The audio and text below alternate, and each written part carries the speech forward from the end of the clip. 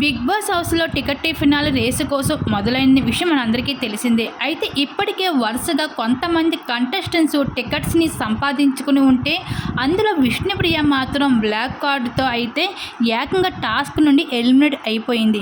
ఇక నిఖిల్ అయితే అడగొద్దండి, తన సత్తాని చాటుకుంటూ అయితే టికెట్ ఫినాల రేసులో దూసుకుంటూ పోతున్నాడు నిఖిల్. తను ఆటలో మాత్రమే కాదు, ఓటింగ్ కూడా తను నెంబర్ 1గా నిలబడుతున్నాడు.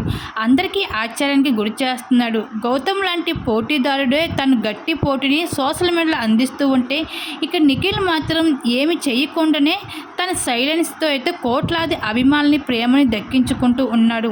ఇకపోతే అఖిల్ సార్థక్ అయితే బిగ్ బాస్ హౌస్ లోపలికి వచ్చి గౌతమ్, నువ్వు ఆల్రెడీ డౌన్గా వచ్చినప్పటికీ ఇప్పుడు హౌస్లోనే కాదు బయట కూడా పెద్ద హీరో అయిపోయావు అంటూ అఖిల్ సార్థక్ వచ్చి రాగిన గౌతమ్ని ఆకాశానికి ఎత్తడంతో పక్కన ఉన్న నాబిల్ మాత్రం ఈ గౌతమ్ గారికి టికెట్ ఫినాలే కాదు ఈ హౌస్ నుండి పంపించేయాలి అంటూ గట్టిగా ప్లాన్ అయితే వేస్తూ కనిపించేస్తున్నాడు.